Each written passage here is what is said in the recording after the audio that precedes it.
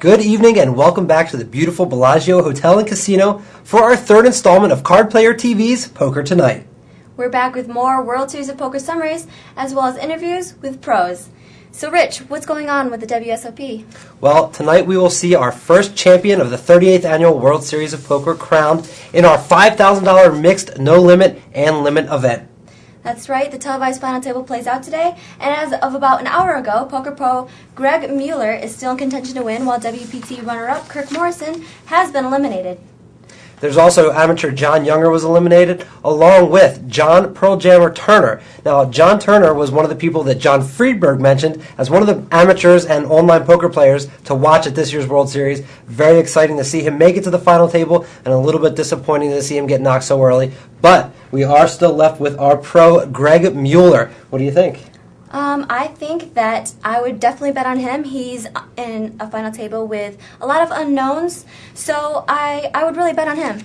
I think I'd probably take that bet too. Greg is a very calm, patient player, very skillful, plays a lot of different games, and he's very comfortable in his element here. And so I think I would put a pretty nice, sizable bet at this point on Greg Mueller as well.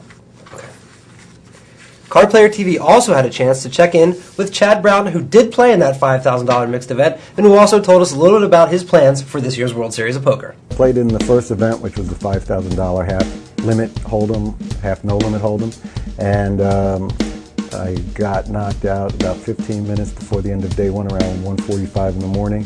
Blinds getting pretty high, so even average stack is in jeopardy if they lose a pot. I had ace queen of hearts on the button, and I raised, and the big blind had come over the top of me a couple of times when I raised on the button. I had him covered. He came over the top of me, made it 2,500. He raised me 5,000. I decided to push in. If he calls, I'm getting 2-1, and hopefully it's at worst a coin flip. But he had pocket king, so I didn't get unlucky. I just actually didn't get lucky. The ace did not show up. It always shows up when I have the two kings. Well, I mean, all the top pros want to have chips, and having $10,000 is at least something, that you can utilize early on. Where if you don't get any cards, you're not having to gamble. So the other tournaments, you can't worry. You have to gamble early on if you get a hand, and you can't worry about making a big laydown. If you got a hand that you think is going to be the best hand, you got to just gamble with it. Where when in the bigger events, where you get 10,000 or more chips, you can get away from hands and say, I'll wait for a better spot. The day before the first event, I was down at the Rio. I had to do an interview at 3:30 in the afternoon. I was like, oh, I'll go register. And there was a massive line, to the cage, because they didn't have the main cages open in the tournament area yet. So I was like, well, I'll just come late tonight because I was going to play cash games at the Bellagio. So I got there at like 3 in the morning, expecting no line, and there was still a line. And I was just concerned that there was going to be a problem the next day, and that line was only about 30 minutes. So 30 minutes was no big deal, but I think we got 451 players. I think we would have gotten double that. I think a lot of people decided not to enter who showed up to play because the line looked like it was 10-hour line. I think people who have been playing for years here, who are big names, they obviously they're an attraction. They help to bring the crowds that come, and it's like in anything. It's like movie stars. Movie stars in their business, they have VIP treatment. The poker stars, people with poker stars should have VIP treatment. I plan on playing all the events that I could play in. I have a goal this year to win 2 World Series bracelets minimum. Well, my favorite event is the $50,000 horse event. But which one I'd like to win the most would obviously be the World Series main event, because, that's going to be over $10 million. and that's the one that has the most prestige, although for the top pros, I think the horse event has the most prestige. I don't usually play satellites, but I know that they're expecting to run a lot of horse satellites, and there's just so few people that really know how to play all the games well that there might be an enormous amount of equity in those satellites for me, especially like the single table satellites. So I'm definitely going to explore playing a lot of the horse satellites if, there's big money involved. At the Caesars event, the World Series circuit, I made it to the final table of short stack, and I got my money in a spot where I was actually a 4-to-1 dog. I had pocket 8s and my opponent had pocket 9s, but bingo, I got lucky on the flop and hit the set. And now looking, because it was pretty weak final table, so if I double up in this spot, I know I have an excellent shot to win this tournament. And my opponent hit the 2-outer on the turn, so I was waiting for the 1-outer. I still to this day have not hit a 1-outer yet. Well, I've had a great year so far. So leading up to the World Series, I've really been playing well, feel good. And all top poker players will tell you they're not always playing the best games. Leading up to this, I've been playing very well, so I'm going into this with a lot of confidence, and I do have high expectations on myself since I've been playing well to, like I said, win at least 2 bracelets. Well, I don't really pursue acting any longer. I do host the Ultimate Poker Challenge, and we have, there's no set schedule when the next ones will be. They go periodically through the year, as all of your viewers on this show know. With the legislation in the United States, it's had a lot of the online poker sites pull out, and as a result of that, those are advertising dollars that affect Card Player and affect a lot of the TV shows. So, not sure, what's going on with that, if we will be doing other shows.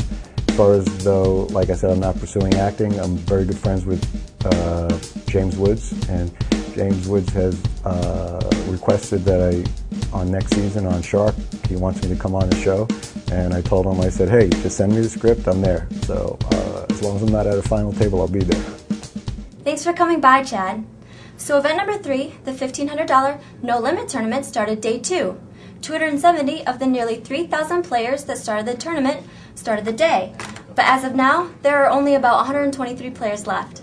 Event number 4, the $1,500 buy-in pot limit hold'em event, began today at noon. When it began, it boasted a field of 780 players, and there are currently 330 players remaining, including Rafe First, who is looking to repeat as a World Series of Poker bracelet winner this year. Also playing in the mixed event that started at 5 p.m. today was John Fan, and Card Player TV had a chance to catch up with him earlier today. I came a little late and not catching a lot of cards, so played for like an hour. Didn't do so well. Now I got a little hungry, so I went out for lunch, and now I'm coming back trying to play my second chance tournament. Plus, right now is a different game, Omaha and Stud High Low, so that should be something new and different. Do you play those games a lot? Not that much, but if I want to play good in any game, I think I could play. Not all that, but okay. So you're confident going into this tournament then? You have to. At the World Series, in order to win anything, you have to have like a lot of confidence, and that's like the bottom line in poker. You gotta have a lot of confidence in everything you do to be able to be real successful at it. And what other tournaments are you going to be playing in the next few days? Is there anyone you're looking forward to? I'm playing every single event if I could. Hopefully not. Last year I played I think I missed 2 events last year. But this year I'm hopefully not to play every event, but I'm playing every single day. Are you playing the $50,000 horse event?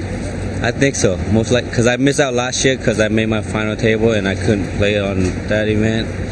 I'm looking forward for that event also. Christy Gazes and Mike Sexton are both making their first appearance at this year's WSOP at the mixed event. Well, this is a $2,500 buy-in. Half Omaha, half stud 8 or better. Do you like the mixed games better than, just straight limit or straight no limit? Yeah, I like mixed games. I like the horse games. I like mixed games. I like pot limit. I like everything.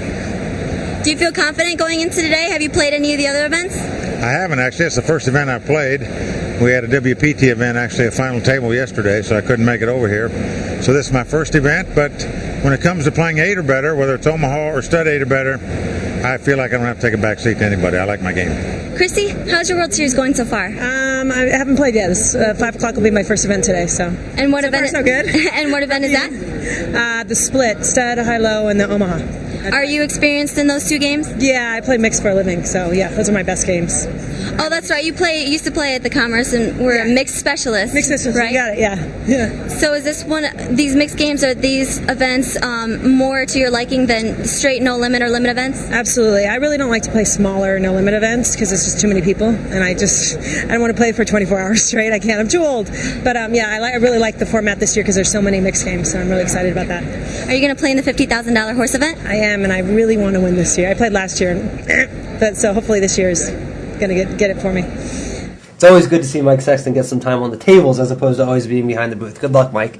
We also wanted to let you guys know that due to an overwhelming positive response, John Friedberg's Stacking Chips will now be its own standalone show. So make sure you check that out in the afternoons each day here on Card Player TV. Thank you for watching tonight's episode of Poker Tonight. Tune in tomorrow for a new episode on Card Player TV. Good night. Good night.